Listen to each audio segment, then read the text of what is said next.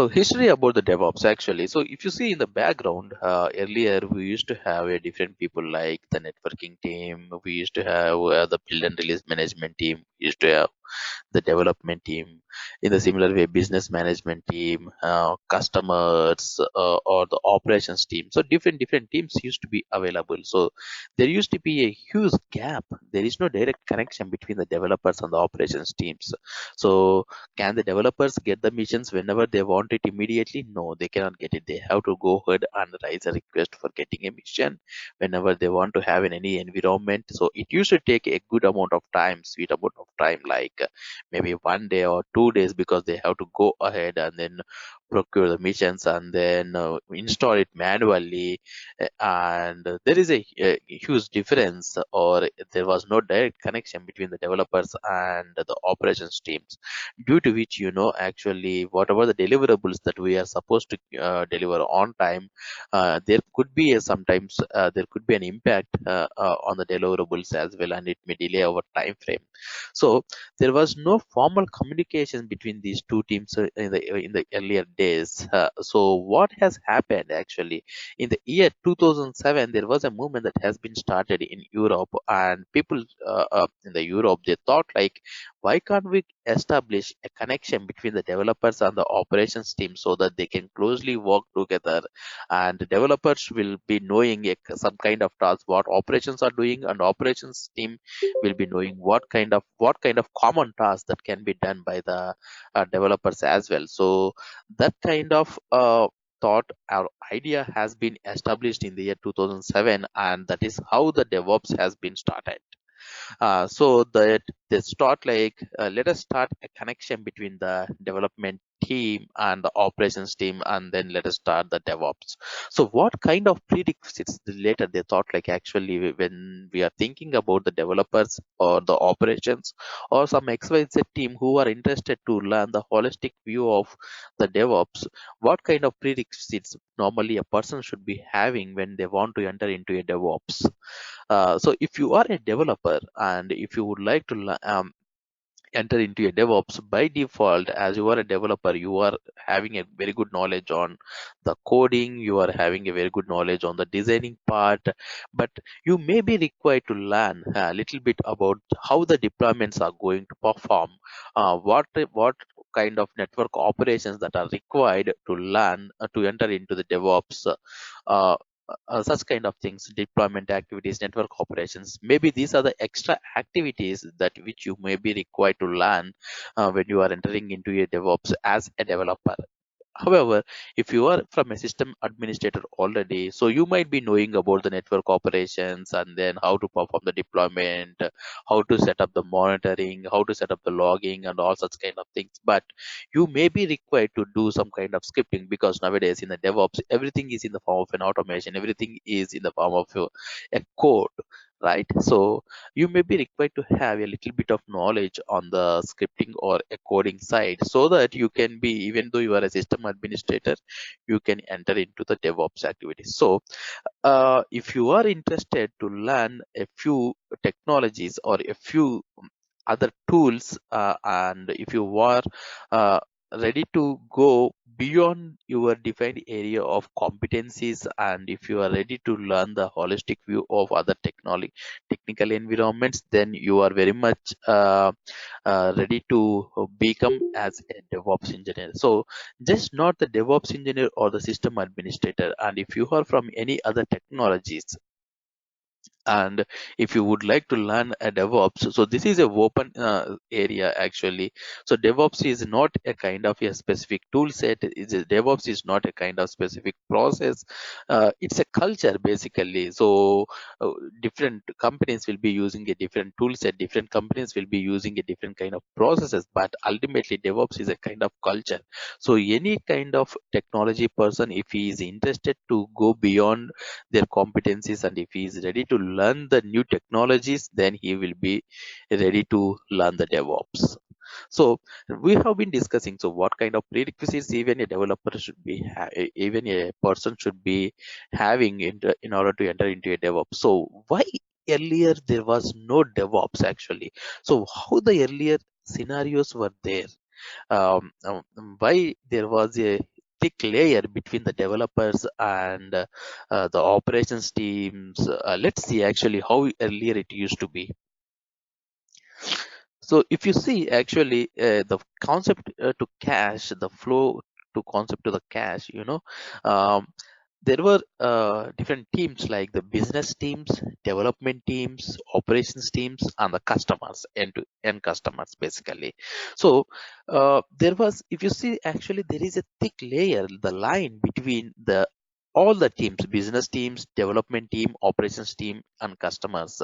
There was a preset of defined activities or the tasks that has been listed for each and every team, and they were not going beyond that one, and they were not looking into the other activities, due to which actually there is a thick layer that has been established between each and every team. And if they want to have a communication, it was very difficult, and it takes a good amount of time to get the information. So if you see what tasks they used to perform, so business are the persons actually who are in the market, and then who will be seeing the latest trends, and based on the latest trends they will be coming up with some idea, and they will be identifying whether we can find any solution for this kind of idea which is not there in the market, and then they will understand how much would be the return of investment if this product can be developed. And if they think that that may work out, then whatever the idea that they have, this they will be passing that idea to the development team, that's all. And the development team will understand the requirements, and then they will go ahead and start the architecture and designing activities, and they will start the development. And once the development is completed, they will be performing couple of testings like a regression or a performance or a different kind of testings. And if the testing is successful, they will create the package, and they will not perform the deployment, and they will be passing it to the operations team. So operations team, how many number of environments the development team require, and according to that one, that many number of hardware provisionings will be performed by them. And they will be, if they need any kind of software that needs to be installed on the missions, they will be performing those software installations. And if there are any kind of web servers or the app servers are required, those kind of things will be performed. And the traffic management and the monitoring and logging will be set up, and they will be performing the deployments. So if there is any issue that has been encountered, as the developers and operations team are not closely working together, it takes a good amount of time to understand whether there is an issue in the deployment, whether there is an issue in any of the software that has been got installed, or whether there is any issue in the application that what has been developed by the development. So it was taking it time because everything was manual, one thing, and different teams were performing these activities. So due to this layer, actually it was taking a time whenever there is any issue, or whenever there is a new tool or a new thing that has to be get implemented over here. And in a similar way, once the operations team has been performed the deployment, then the customers will be getting the outcome. But what kind of feedback, how quickly the feedback can be get to the operations team, because they have established the monitoring, but the monitoring will be manual. There is no they will be going manually and seeing whether the site is up, whether the logging site is up or not. So most of the things might not have been got automated, and the layers were there. The information that whatever supposed to be passed between the teams, it was taking time. That was a problem in the olden days, in the earlier days basically. So how we can avoid these kind of issues, and then how best we can improve a best process in such a way that a continuous feedback can be achieved, coming starting from the planning, or that is from the idea starting till the outcome and the benefits that are achieved by the customers. Let's see step by step how it is going to be happening. First, let us take about the development. So what kind of improvement that we can perform in the development? So if you see development side, actually, why can't we go ahead and automate? See what kind of things that we can automate in the development side. So we are performing the development continuously, and also we are performing the testing continuously. So when the multiple developers are performing the development continuously, so why can't we go ahead and compile the code whenever a developer is developing his code and committing the code into the version control system? Or why can't we go go ahead and check whether the code that whatever the multiple developers has committed into the version control system, why can't we trigger why can't we check whether all the developers has committed the code properly or not, by compiling the code at every night, that is as a part of a nightly build. Instead of doing these things manually, let's do these things in the form of an automation, by writing some scripts, by using some specific tools, and integrate those things continuously, and run the automation, and run the unit test cases and everything. So that let's implement at least a continuous integration in this one, so that the feedback can be given to the developers quickly. And in a similar way, instead of performing regression testing or the performance testing manually, let the automation team write some kind of automation test suite, and let's integrate that automation test suite in the continuous integration, so that by the next day when the developers comes, these kind of test suites will be ran, and the developers will be knowing in the lower environments itself, like what kind of issues that they are having by the code that whatever they have developed. So what is happening here, with the help of these things, the continuous feedback is will be established instead of waiting till the higher environments, and in the lower environments, that is within the development environment itself, by the next day or within the next commit itself, the developers will be having the feedback.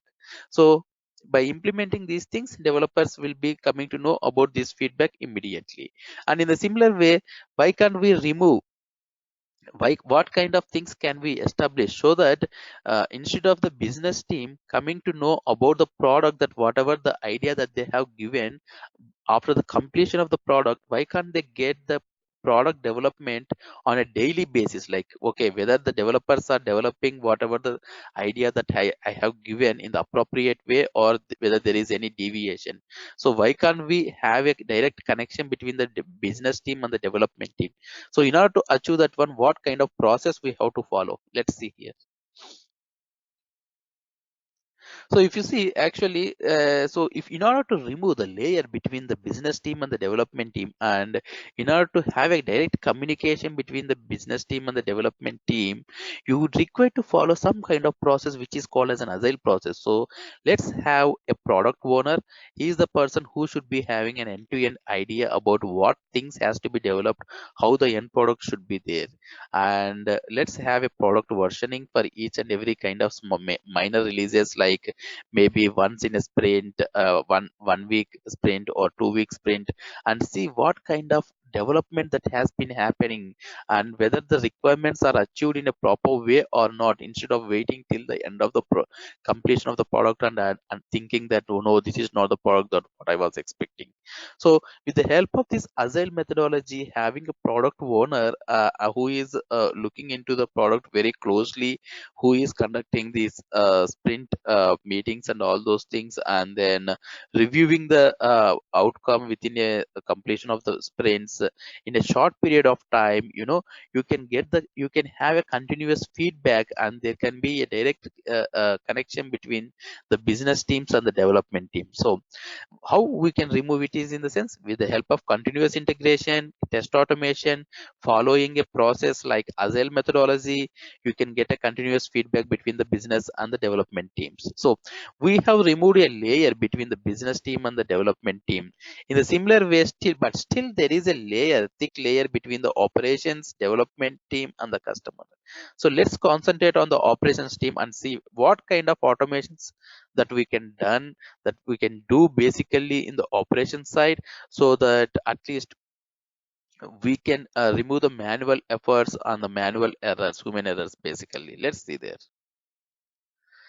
So if you see in the operation side, basically hardware provisioning means whatever the OS installations and all those things. If you have 100 missions, why should we be normally manually going to each and every mission, and then why should we install the OS manually? Or if there are 100 missions, and if there needs to be a kind of software that needs to be installed, um, like maybe let's assume MS Office itself, or why should we install an MS Office in 100 missions manually, or why should we set up a Tomcat or a Nginx or a IAS or XYZ servers manually on the missions, and why should we set up the traffic management manually, and once we receive the packaging from the development team in order to perform the deployment, do we require to do the deployment manually, or can we automate this one and implement a continuous delivery or a continuous deployment so that the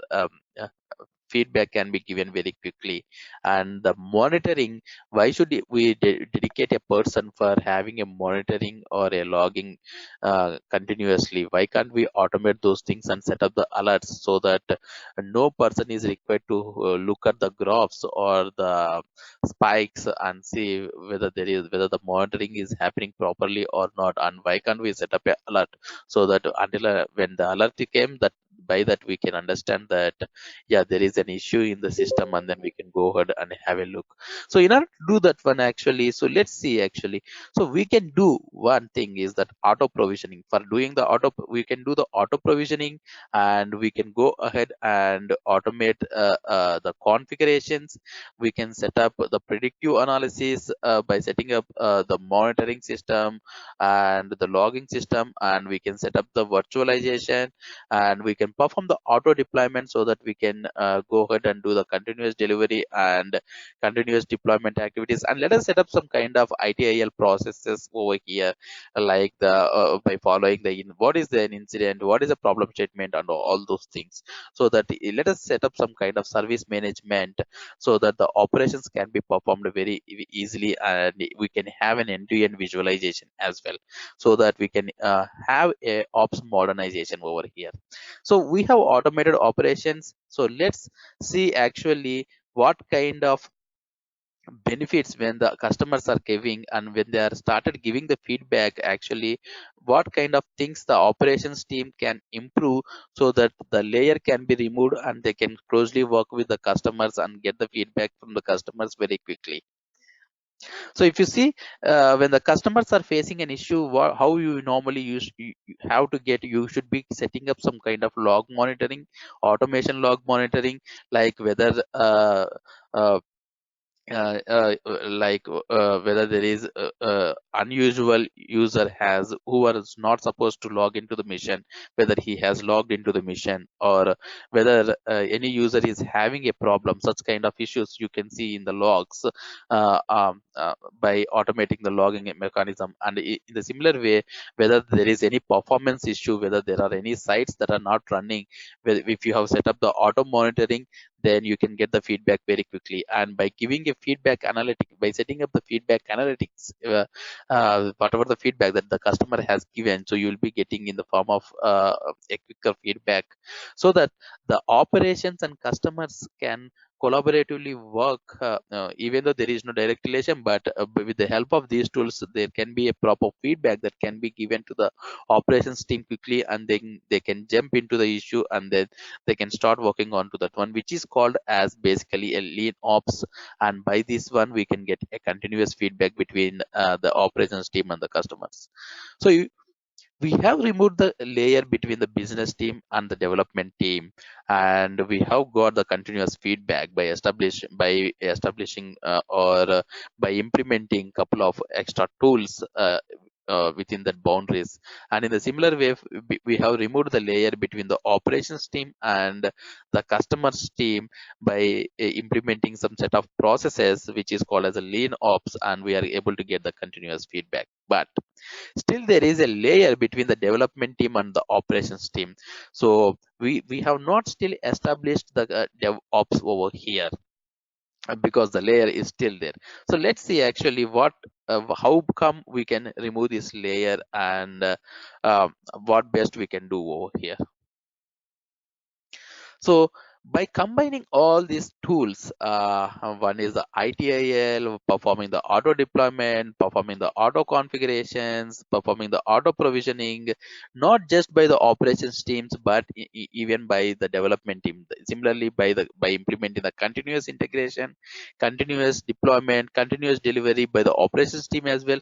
When the work is being shared or known by the development team and the operations teams, by automating these things and making them as a single click, so it doesn't matter whether the operations team is doing those activities or the development team is doing those activities. So anyone, by having those knowledge, and if it is being automated and if it is made as a single click, anyone can perform these kind of activities, so which is called as a DevOps. So that from the business team, if these things has been get automated from the business team till the customers, everything will be, the feedback will be continued continuously with the help of continuous integration or a continuous delivery or a continuous deployment process.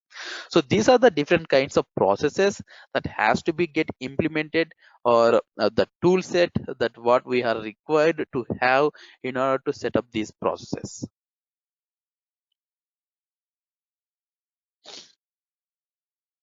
Okay, so what things that we are going to achieve over here actually?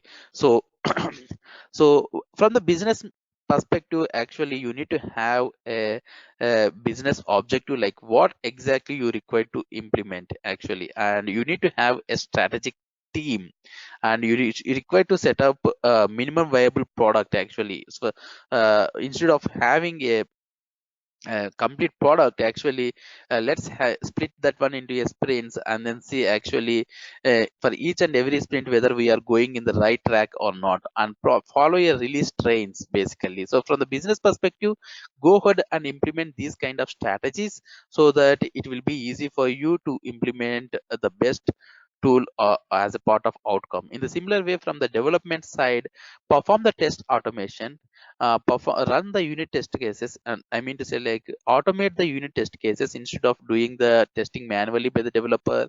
As a part of unit testing, write the scripts so that the unit testing can be run automatically while running the continuous integration. And from the operations side, perform the automation of the provisioning, infrastructure provisioning, whether a developer, if he is having 4 or 5 environments, for spinning up the 4 or 5 environments instead of going manually and then creating all those 4 or 5 instances, 4 or 5 missions manually by installing the operating systems and all those things.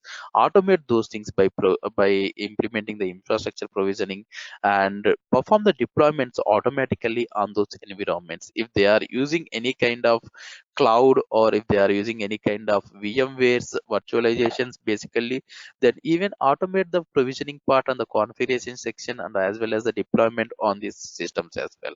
So in order to perform these things, use any one of the continuous integration tools like Jenkins, or VSTS, or TeamCity, or XY Bamboo, or XYZ tools. In a similar way, for doing these things, maybe some kind of scripting languages are required, like if it is a Jenkins, maybe Groovy, and if it is a Microsoft one, maybe it could be a kind of PowerShell scripting is required, or Python may be required, or if you are using Chef or something, then maybe Ruby is required. And if for the compilation part, if it is a .NET MS build, if it is a Java Maven, or Ant, or Nant, or XYZ tools may be required. Sorry, scripting might be required for those things.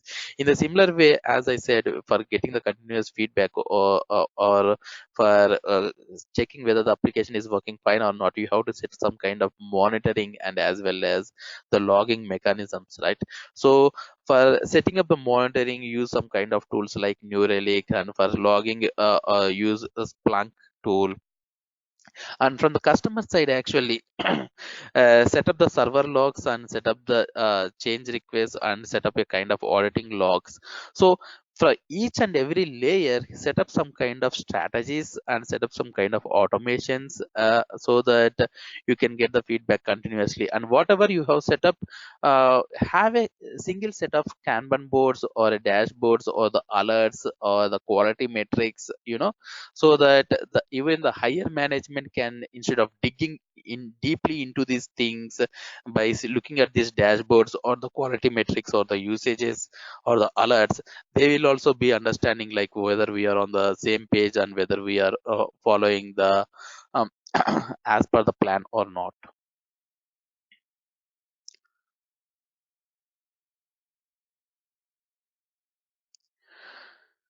So, what are the DevOps main objectives basically? Like, what are all the things that earlier it was a manual process which can be automated. So, earlier installation of server hardware and operating system, these things were manual. Configuration of servers, network storage, etc. These were manual. Monitoring was manual. Responding to an outages was manual. Managing phone systems and networks, those were manual, like a kind of system administrations and all those things, a kind of change controlling, backup and disaster recovery planning, like setting up disaster recovery server environments, or if the production is failure, how quickly you can implement the disaster recovery as a part of production. So those things were manual, and the active directory management and all these things. So these are the basic main objectives of the operation side guys, who has to be automating a couple of steps that are involved in the operation side, which will be involved in the DevOps activities.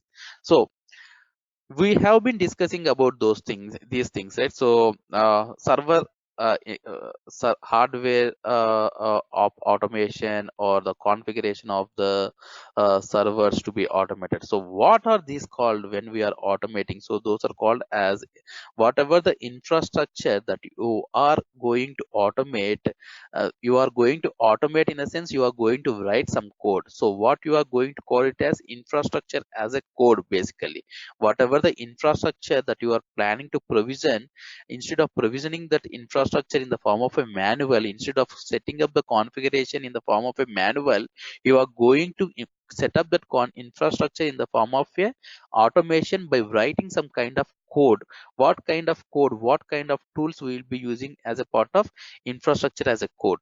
So we have multiple tools, like Puppet or Chef or Ansible or SaltStack. So there are multiple tools that are there in the market actually, if you want to perform the infrastructure as a code. In the similar way, actually, if you're taking a single set of tool, cloud, maybe an AWS, if you're taking an AWS using these tools, you can go ahead and automate. Or AWS itself is having a kind of scripting that is called as a service called as a cloud formation templates, by which we can go ahead and automate. In the similar way, if you're taking Azure, in the Azure we have Azure resource management, that is ARM templates basically, so by which you can go ahead and automate. So you have, based on your scripting language, based on your requirement, whatever the tool that is comfortable for you. Either if you want to use a Terraform, you can go ahead and use the Terraform as well.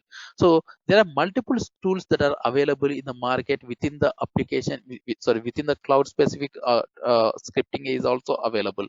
So based on your requirement, you can go ahead and use whatever the scripting language that is comfortable for you.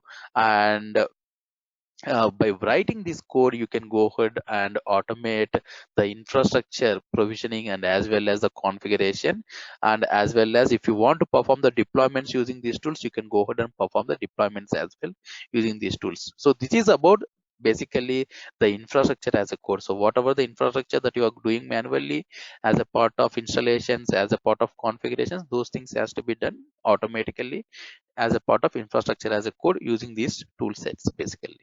So we discussed about the DevOps till now, actually where this cloud is coming into picture. So is cloud is DevOps is nothing but a cloud, or is cloud is nothing but a DevOps? No, there is a difference between the DevOps and a cloud. Cloud is not a DevOps and DevOps is not a cloud. Both are different, but there could be a relationship between a DevOps and the cloud, there is a close relationship between the DevOps and the cloud, because whatever the things that you would like to automate, basically those infrastructure things, it can be, or the monitoring things, or the logging things, or the routing things, all those things, or the security, whatever it may be. So those things, either it could be on the on premise, or instead of doing it on the on premise is nothing but on your local environment, where the systems are having on your um, in your office and all those areas actually. Or you can use the cloud, basically cloud computing things, where you can go ahead and use AWS, and you can go ahead and use Azure or Google Cloud, or Alibaba. There are a lot of tools, OpenStack. So there are a lot of tools that are there are a lot of cloud public providers or the private providers. They are available, which you can go ahead and start using. So cloud is not about is nothing but a DevOps, or DevOps is nothing but a cloud. But within a DevOps, you can go ahead and use a cloud instead of using your on-premise instances, basically. So they are independent, but they are mutually uh, uh, closely they are mutually closely related, because you are going to use those tools continuously when you are performing the automation. So what kind of things that we were doing earlier manually, and what kind of things that we can automate now? So setting up the operating systems and the software, manual setup was done earlier, and now it can be automated in the form of an infrastructure as a code, basically. So if you want to install the softwares on repeatedly on multiple servers, not required. You can easily as you have written the code, just one click, it can be implemented or deployed on multiple servers automatically.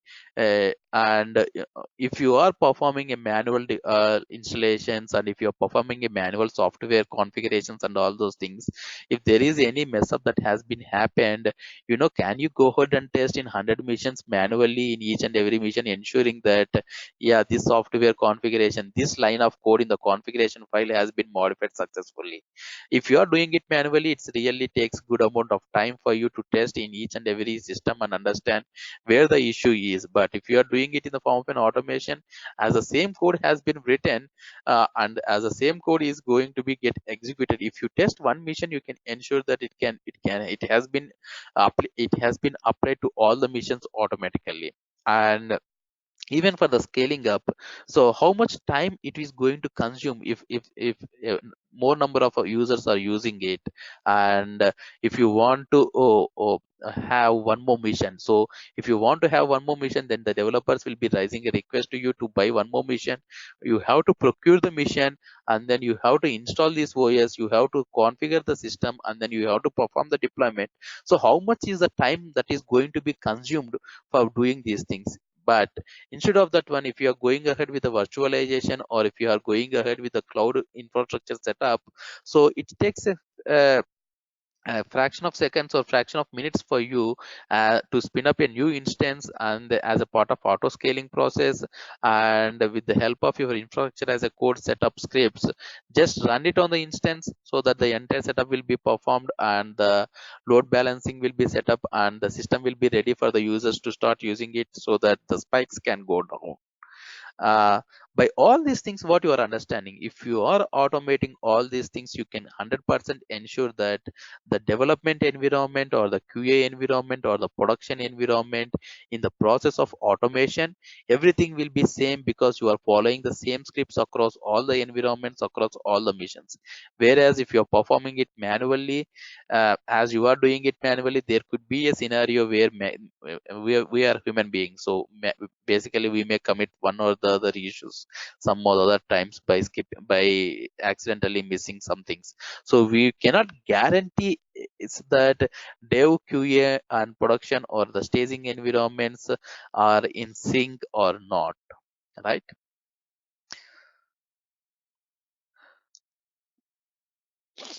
So what are the different kinds of tools that we will be using, and in the DevOps, what are the different kind of steps that we should be performing? So first thing is that actually source control system.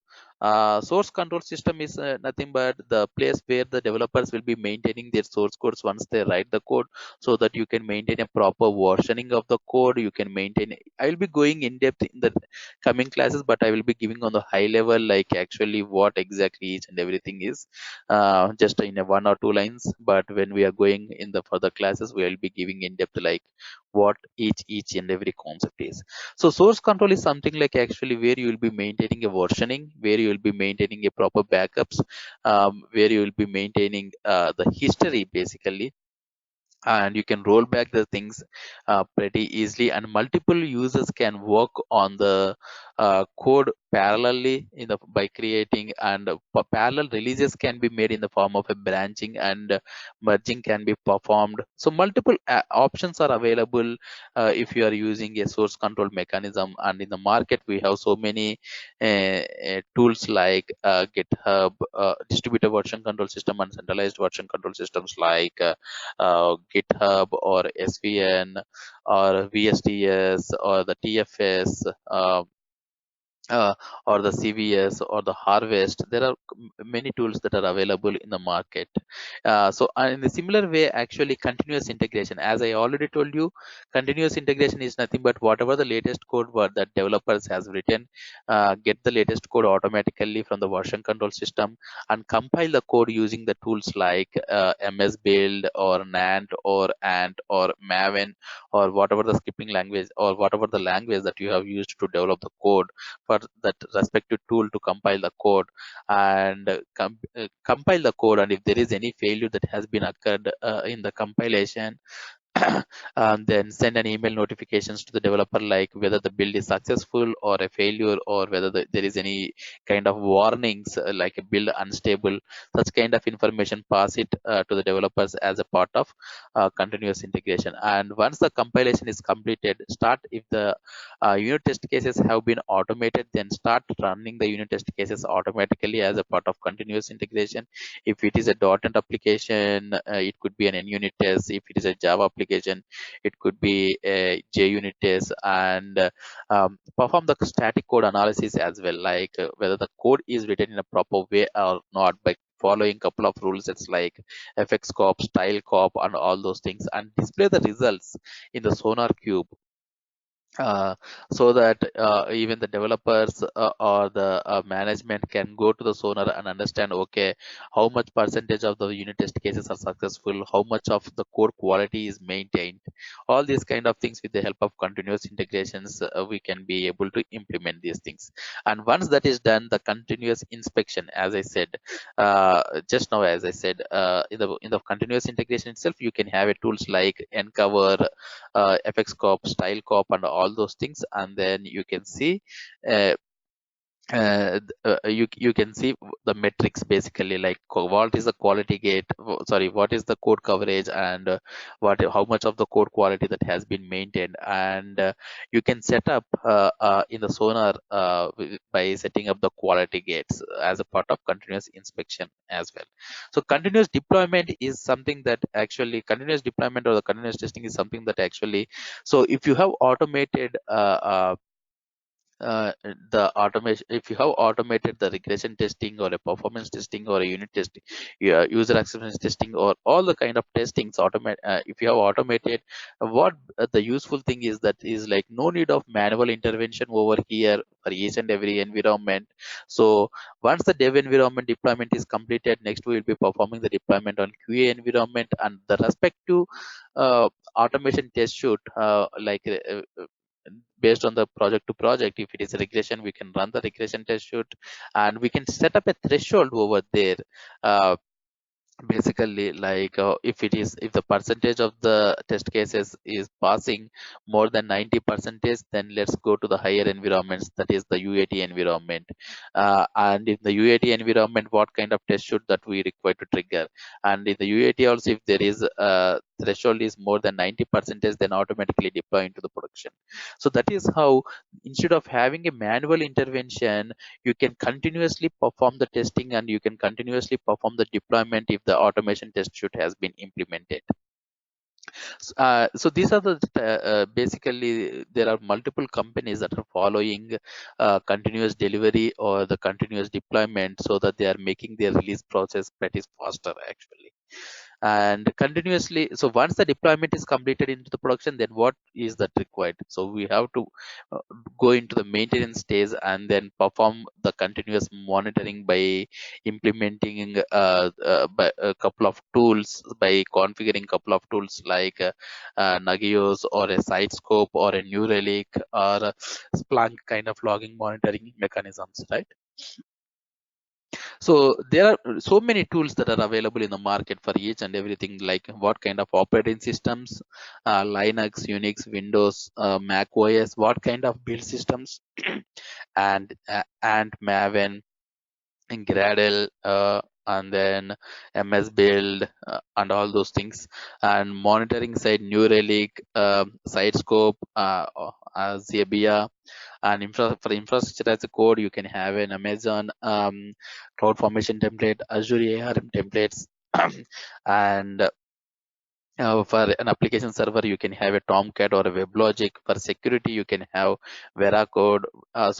You might have heard about the DevSecOps.